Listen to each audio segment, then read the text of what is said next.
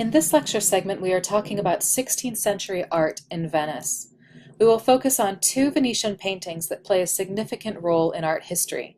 We'll see adaptations of these paintings in 19th century Paris. Venice is a different world compared to Rome and Florence, where we have been. Unlike Rome, Venice was not founded in ancient times, so they have no ancient ruins, no hunks of classical sculpture, and artists there did not have much contact with the antique unless they went to Rome, and most stayed put in Venice.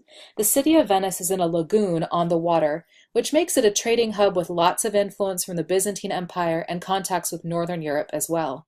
Its location makes it an atmospheric place, humid with thick air and an environment that is always changing, and the water reflects those shifts. In these images, you can get a feel for how the weather affects the color of the city, and color is the major theme of art in Venice.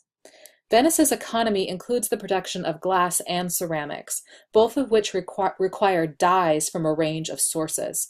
So artists in Venice have ready access to a range of pigments to use in painting that they buy from special vendicolori or color vendors.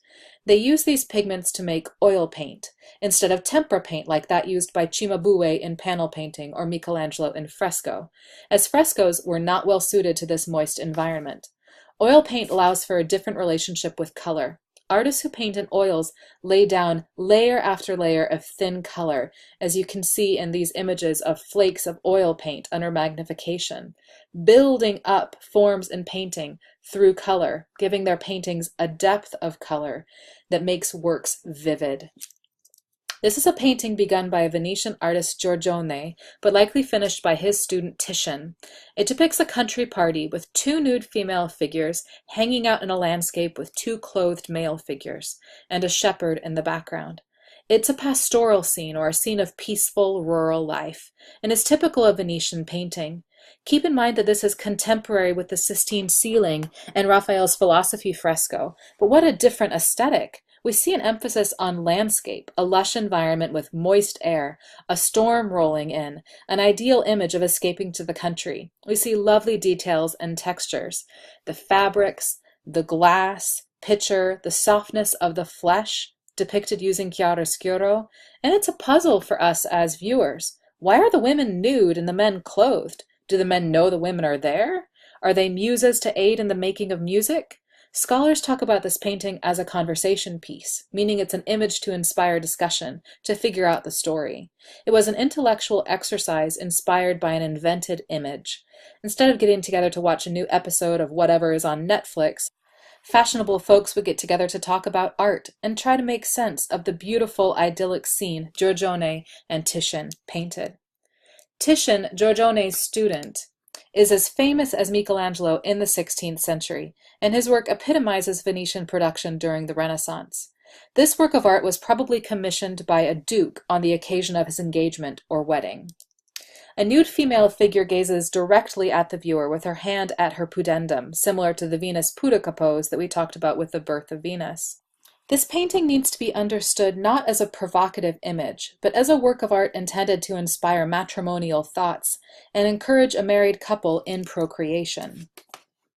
In the background, servants open one of a pair of cassone, kind of like hope chests commissioned on the occasion of a marriage, where the bride would keep her household linens and clothing. The puppy taking a nap here expresses fidelity, and the flowers the woman holds also relate to marriage. So the painting is filled with meaning related to marriage. It also epitomizes Venetian art at this time.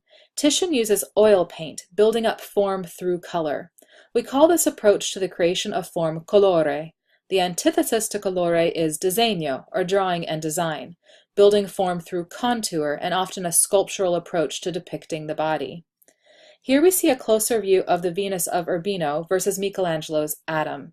Titian's figure is created through using layers of color and has a softness around the edges.